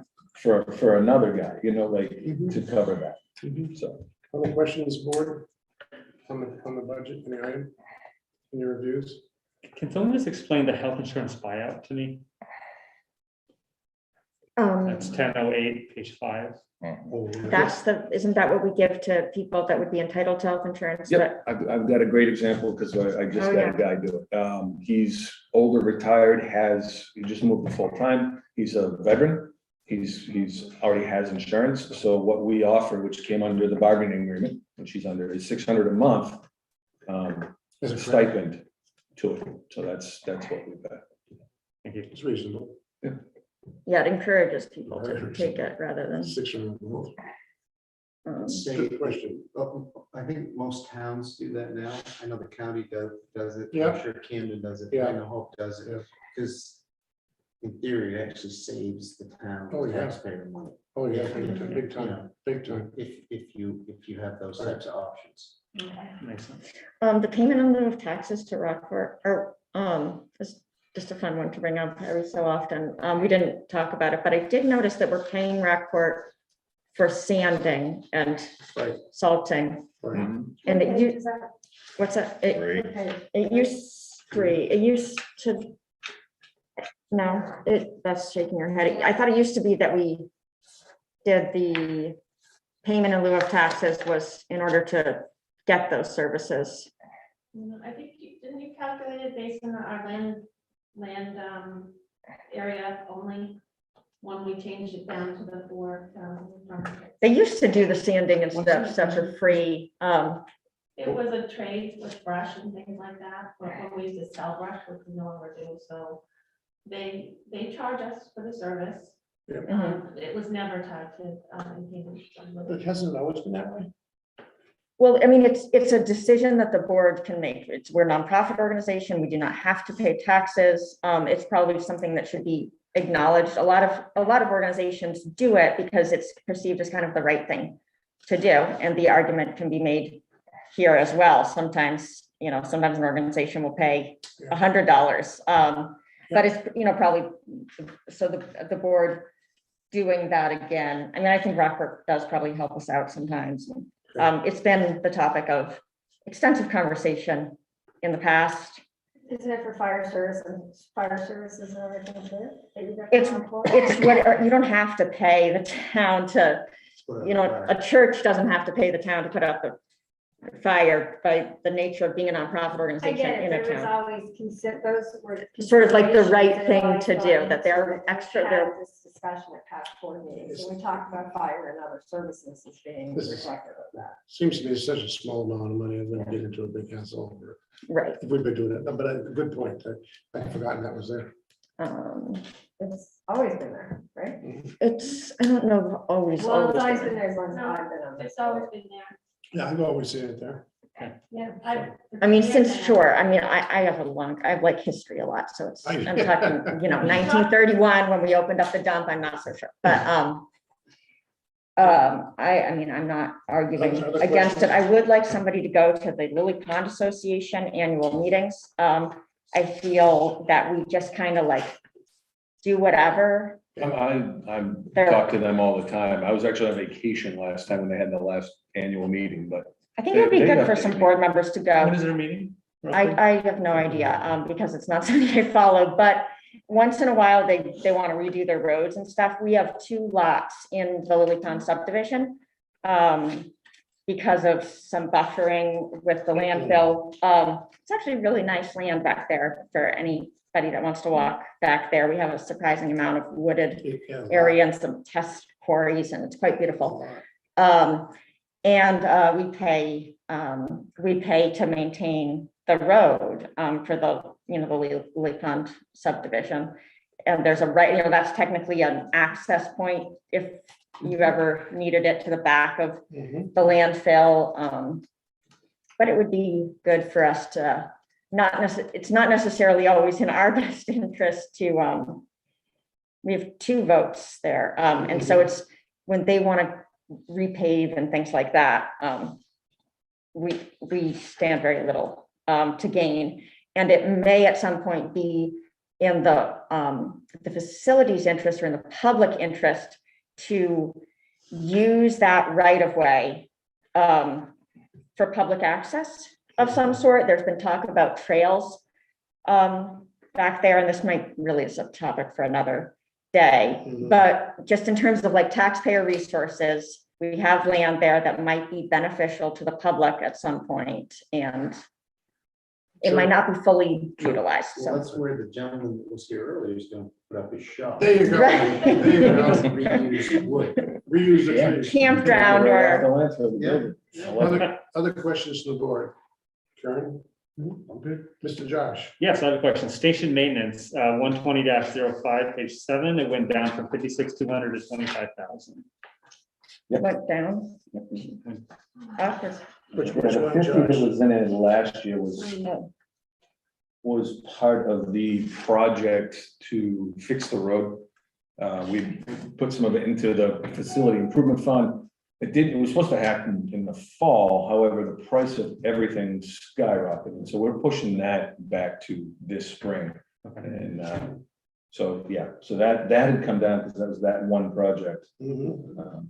I remember that, yeah, so HDPE pipe went up Oh, yeah. 3 times, like, Huge. yeah, You couldn't get it. yeah, Andy couldn't get Hey, it. Josh, anything else?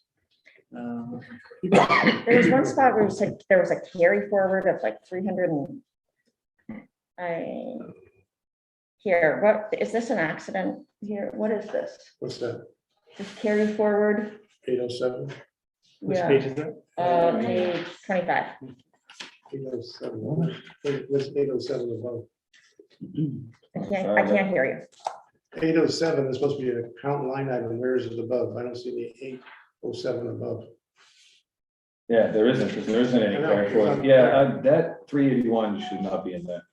No, That, I'm sorry about that. no, it's okay. Yeah, no, there's no. And besides, if you guys are approving it, so if you want to approve 381,000 carried forward. Right, I just want to make sure that wasn't some kind of gotcha, like, 695, well, I'm wondering. Yeah, that's a boo-boo. I think probably it was maybe from when we were doing the spreadsheet or something and we put in like, you know, you do little, Yeah. Number exact- exercises the on them. Number, yeah, that's the exact same number as the total unrestricted undesignated. right? So what that probably was is me doing quick math. Yeah, I with think so. Excel. So, Okay, that needs Yeah. to be corrected. Let's talk about, what is the number you're at? Well, three, 167, page. yes, 167, 25. 381,695. revenues, other finance sources, yeah, we were, I was doing quick math. All right. But it's off on the side, so it shouldn't impact anything. Right. The accrued liability reserve. Is that, what did we end up putting in there? Are we fully, Yes, so that 68,000, the reserve is -11 based on the audit. So what we're doing is we're bringing that up to 56,715, which is the recommended amount to have in there from the auditor. Oh, So they give us that number, so we take the 68 to bring it to that, which should be. yet somehow we used the numbers before and still Yeah, ended up with that 56,715. negative, but okay.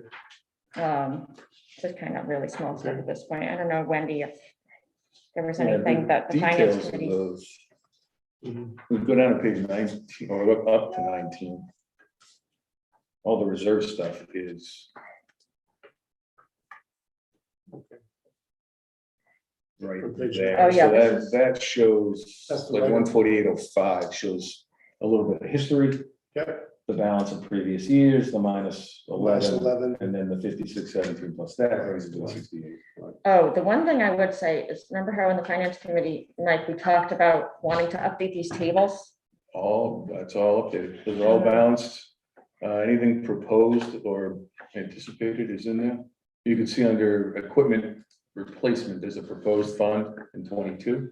Yeah. The audited balance and then the anticipated at the end of this fiscal. Anticipated balance at 16. You may have gotten me there, okay. Really last one. And no, oh, okay, because I was thinking FY, no, Yeah. 23. We want we want there to be anticipated balance of This Well, I don't budget plan on ends- replacing any equipment, so 183, 456. you guys. That's audited as of last June. Yes. So that's, Okay. right, that's what's in there, and there's no proposed use of the reserve. We Okay. do anything that, equipment replacement. Yeah. If I know we need something, then it's gonna be in an expense Yeah. budgeted. Yeah. The baler needs to be rebuilt, there's 60,000 in capital for that. This reserve would be if the loader caught on fire or something, you know, like unforeseen catastrophic. Aren't we putting money in these reserves though?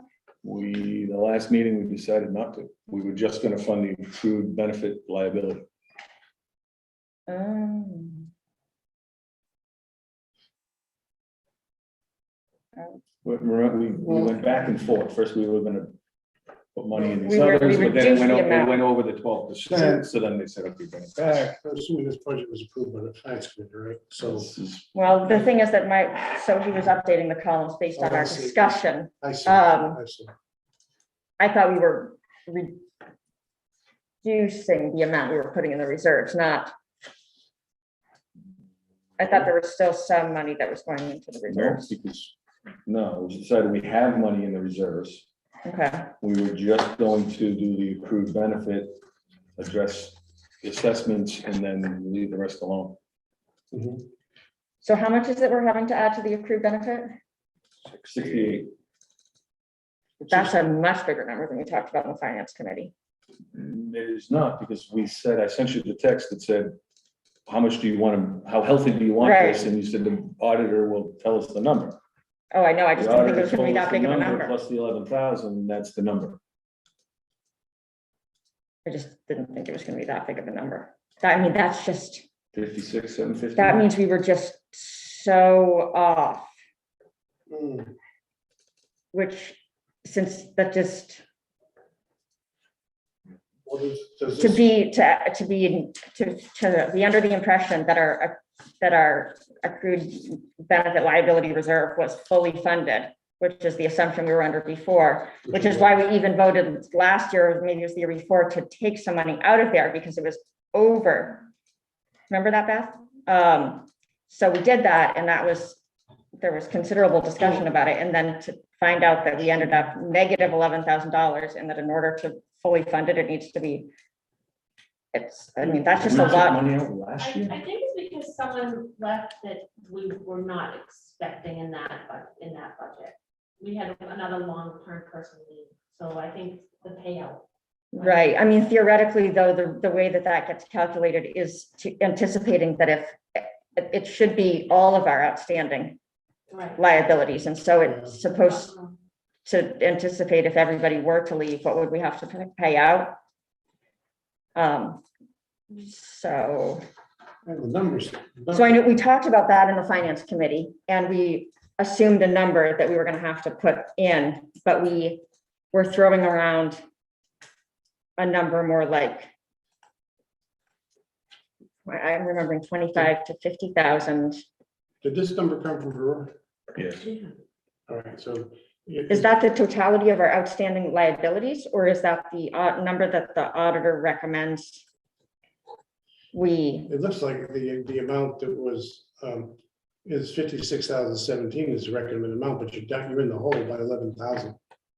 Is that I'm just wondering if that's the recommended amount, or if that's the total Is it outstanding total liabilities, outstanding? or is that always the same number? Because David Kinney, and this is what John Duke and David Kinney went back and forth about this a little bit. They were like, maybe we'll put 25 in now, the idea of whether that needed to be fully funded or Or mostly. is it, what is the standard practice, best practice for, corporations like ours? So I'm just saying that might be,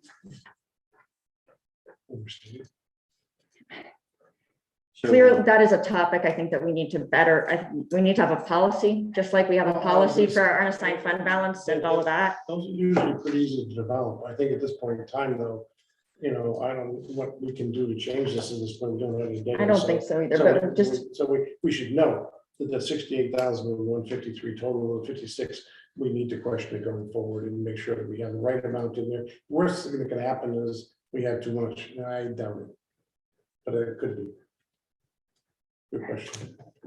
I just texted Fred. We'll see if he has an answer. Other questions? First, Brian? all the electricity lines. Yeah. Pages 9, 12, and 14 is 0 increase. Everybody's right. electricity has gone up, not even a little, a lot. Yep. Is there a reason we're holding just flat? I mean, I can't. No discussion I of can't that. imagine we're exempt Not. for the increases. Which is, talk to anyone that pays an electric bill these days. I don't know. what are we looking at for Well, year to they're on date? pages, the different lines, there's 125.18 on 9. Right. 130, 130.18. Yeah, Yeah, on 12. and then on line page 14, it's, yeah, Past actuals for the last 19, 20, 21 were all $6,500. right. Understood that everything is going up, so. I don't, I think, Brian, you're right. I think they're too low. I think we're gonna have to think about covering that. We have to from our reserve someplace or the unassigned fund balance, but I think you're absolutely right. You should probably be looking at a 30 and 40% increase. I think we need to make a note of that. It Just so that we cut. we're not exempt. We're not exempt. Do we want to just do that now in this budget?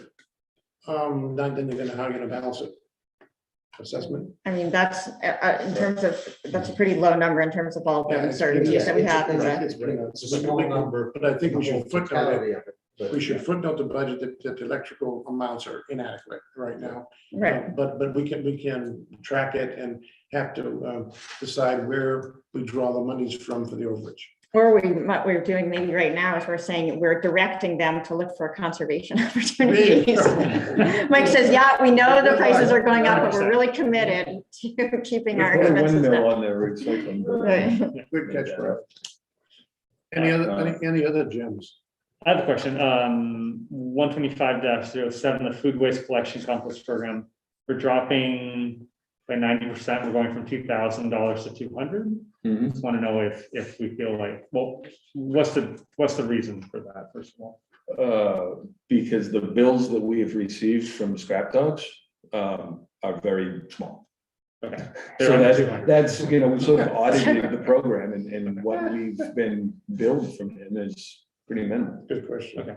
Yeah, they don't seem to be looking at increasing Okay. anything No, either, no. but it would be good if we could expand the program. I mean, get more people to start promoting it a little bit more and. Talk about small amounts. Do we know how many pounds they collect at the transfer station that they bill? We should have that as an agenda, we should have them come give a presentation. Yeah, Yeah, We've talked about that they- before. They were supposed to come in one time and do that. We never got to it. that would be great. Other questions? I'll just point out, since we're on that page, nobody's brought up the hauling or tipping, or any other questions on that. Hauling and chipping. This is a little bit of a jump between. We knew it was going Talked to, about it. Yeah, we knew that was Right. coming. So, Well, let's talk about hauling. Yeah. Obviously, everything's going up, but could you speak to line 125-16 that this, why the so hauling? the big night, we pay a flat rate, $500 per trip. Mhm. All right, so we've got a flat rate. The variable there is the fuel surcharge. Okay, And you can see that fuel surcharge go up almost every month. And I've gone a little higher because we don't know inflation where fuel is going to be 6 months from now. Right. So there is some cushion there. Mhm. And then if I can, if you good on that one? yeah, Okay, so then to jump to the tipping, that, and it's all spelled out below, there is the CPI with waste management, and they went up $1 a ton back in October. That's by the So that's where that comes from. because what, did they say that like the pandemic was some kind of force No, majeure or? the DEP put some new regulations or requirements on them. Surprise, surprise. So they, in our contract, Yeah, they're I allowed to know. pass that on to us. So, and then also a 4.5% increase. yes, the CPI. Yep. Okay, that's the. Yeah, wait till next year. Mhm. I think that's bad. Hmm. Other questions? Okay, board, we have to make a decision about this budget as is with the qualifier on a few things we've mentioned. That, hopefully Beth will have a healthy recording. I wrote some notes too. So we're getting the notes, but we also have a recording. We'll have this recording somewhere, right? It's being live streamed on YouTube. Oh, Did perfect. you actually also restart the recording? I didn't restart It's the fine. Zoom recording. it's on, YouTube. Yeah, I forgot to And restart that's this, on but the Town of Camden YouTube, is that correct? yes. Thank you very much. But anyway, it sounds like we're leaning toward a two-step thing. One was, well, approval, not with budget, but also in parallel, looking at the, Mike to come up to us with some information on bag fees, recommendations and numbers and spreads, what we want to do. ASAP, so we can consider that for consideration as a, but I'm not hearing that anybody wants to put that in the budget right at this point. Correct? Correct. So I'm looking for a motion to approve this budget as presented by the finance committee. The guys did a great job. I know it isn't easy. Well, why was a footnote, governance committee, we want to take a look at our bylaws regarding the budget being needed in December. That's not smart. That's we need to take as much of, we should have a budget due in substantial time for our towns to have the assessment provided, which is probably the February 1st time period or something like that. We're gonna take a look at that and bring it back to the board for discussion. We talked about the last time. Yeah, we did, And we decided to And we keep did it talk what about it, was. and I think Eric was one of the ones who was really strong about saying, what the hell are you doing? And I agreed with him, but anyway, but to that point, you have a motion to accept this budget as presented by the finance committee with the caveats mentioned during this meeting. I mean, principal electricity and a few other things. I'll make that motion. Thank you, Brian. Second. Second, Josh, thank you. Further discussion, anybody? So, Eric? so we're not gonna use any of the unassigned fund balance to adjust anything for now. We're just gonna wait. and Not at hold this it. point. I think to Okay. answer your question, I think my opinion, Eric, tell me if I'm wrong, because you're smarter in this area than I am. But this reserve is a back pocket thing. We can use it later. Right, I get that. I just wanted to. I mean, Yeah, at this point in the budget, no. The answer to your question is no. Right, okay. Further discussion? This budget doesn't use any of the unassigned fund balance. What? Yeah, I think it absolutely, I think. Yeah, it does. That's what's funding the accrued. Oh, some of it is being. Oh, okay. yeah, Some of yeah, it's being Some of used. it's being used, all right. I thought, Eric, I thought you were referring to the remaining. Right, yeah. the There's a remaining. So the remaining is- 300,000. Oh, okay, that's fine, yeah. As long as it's 3 something, yeah. Yeah. Once. You gotta have that back pocket money. No, the 381 is a good number to be I think at, so, too. yeah. Other, Okay. other discussion from anybody? Oh, did I- Well, usually we, accept the number, the actual number. of the budget. Okay, in the motion, that's fine. Yeah. We can actually, good point. And Brian, if you would just amend your And for the motion assessment. and amend your motion to read the $2,344,375. $344,375, is that what we're? Mhm. Yeah, I make the motion to accept this budget, $2,394,375,000. Could you say that slower? $2,394,375. Second. Good. And is that okay, Beth? Yeah. Yeah, good, Beth, good catch. Any further discussion? All those in favor? Unanimous. Thank you, thank you. I know this isn't easy, but Dennis did do a great job, by the way. Wendy and Allison and the two bandits out there, and David and John did a great job too.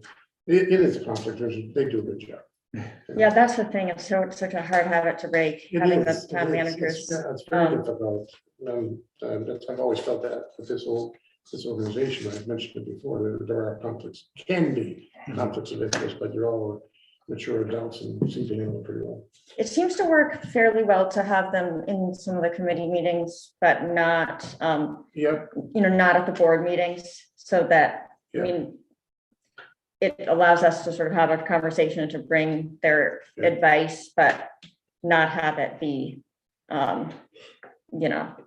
it also is nice for them not to have to be here since they have other things to do.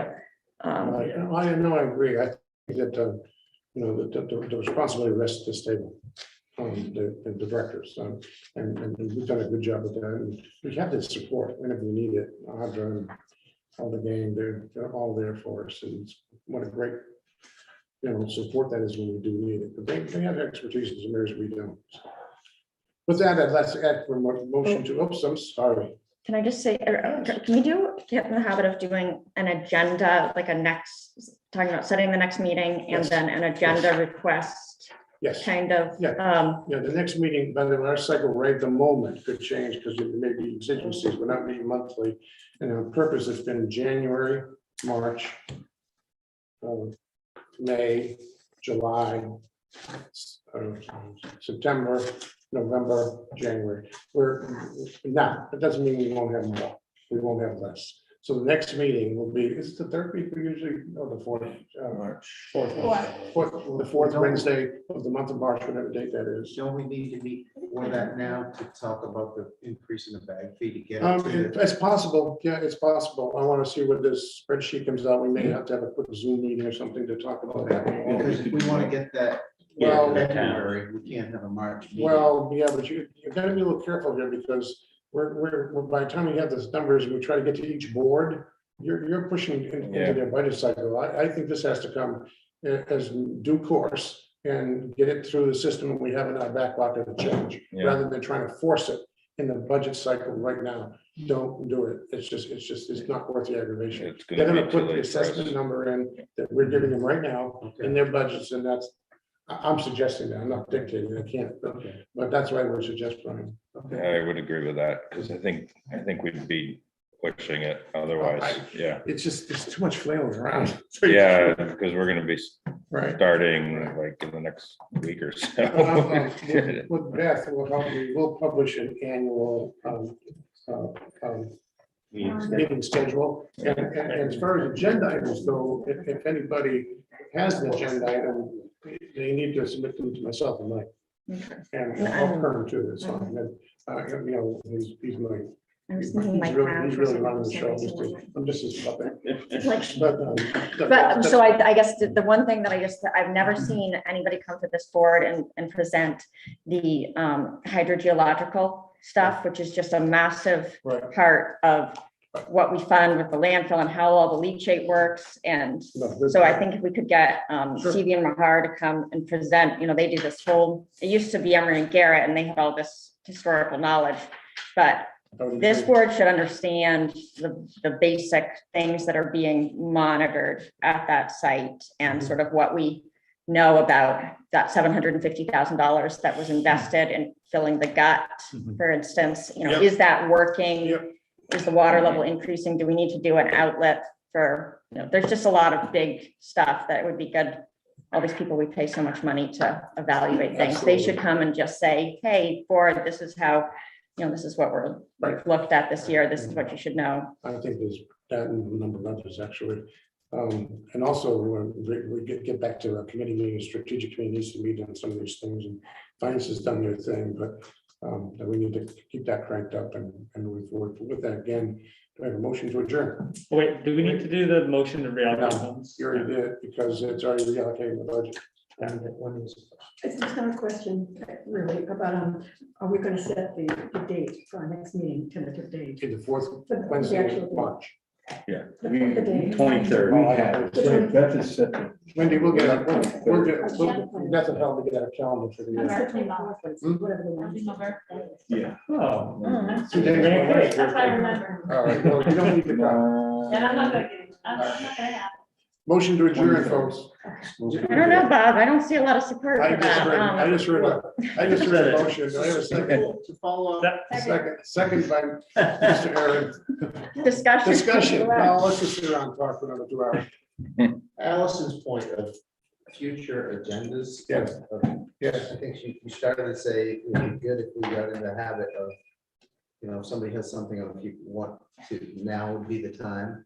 I think sometimes that does help. Yeah, I don't want to limit to now, though. We shouldn't. Oh, no. No. But I wanted to bring this up tonight because it was something we talked about well over a year ago.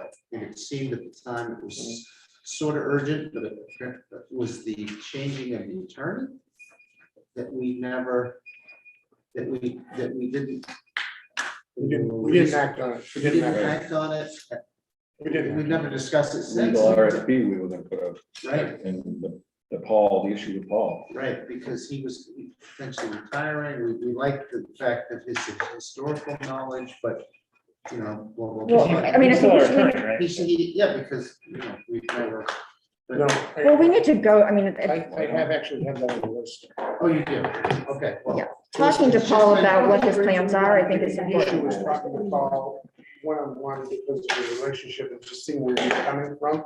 And that kind of occurred the time we did. There was some action on the side, but Brian was still an active item. Right, I mean, it just, It was also a recommendation, I'm sorry, by the governance committee that we Yes. send out. I mean, 2 years ago, the governance committee recommended That's correct. that as a matter of good governance, we need to send out RFPs Yes. for consideration of contracts like that. And as the chair of the governance committee, I know we never acted on it, and I think that we should have acted on it a long time ago. And regardless of what Paul's plans are, that shouldn't govern our plans. Yep. Well, Okay, I mean, this is definitely a larger conversation, but, I just thought it was. It's on the list. Okay. It's on the list. so All we those- changed, All those in favor of adjourning? All right, What the hell came Go ahead, along? keep talking. all right, but, you know, that's like a major thing. I mean, you're telling, Or I say something I shouldn't. It's recording on. No, I'm still going. Allison, Is the recording off? means Put the over. red light on. It's off. it's kind of inappropriate to like just turn the recording off and not have us continue talking. So I was just gonna, Now that it's been voted that we adjourn. so let's just, I won't say anything official. Oh, my God. No, the recording is not off. Do you not want to share what you were thinking? I actually do, but Just hit the light. it's not, the mic isn't really part of it. It's just that there should be a policy about whether certain services go out to bid, because right now there isn't. Right, So, we recommended that. a couple but in of most of our towns, engineering services, consulting services, all of that don't go out to bid. It's at the discretion of department heads a lot of the time. So like Well, architects, you're like, talking about Camden, I don't think that's the Rockford. no, so Rockford, So like, everything. for example, it dovetailed, the hydrogeological people, okay? We changed them from Emery and Garrett to CD and Mahar. That didn't come to the board, that didn't go out to bid, that didn't do anything. So putting everything out to bid as the only kind of thing is not, Nobody's suggesting everything. There were certain things that we talked about way back when, publicly on the governance committee, that should have gone out to bid, and they should have gone out to bid a long time ago. And the legal contract was one of them. yeah, I mean, no, that's certainly. Nobody personal ever issue. said they all had to go out to bid. In fact, we shouldn't have them all go out to bid. That's how much contract it is. Mhm. It's item by item Right. issue. Everything's different. That's what happened in town hall. It was a period that we decided. Okay. we didn't want to have to go there. Right, I gotta stop this. And then we still have to- Hold on here, let me just, You gotta work with it. There's no light.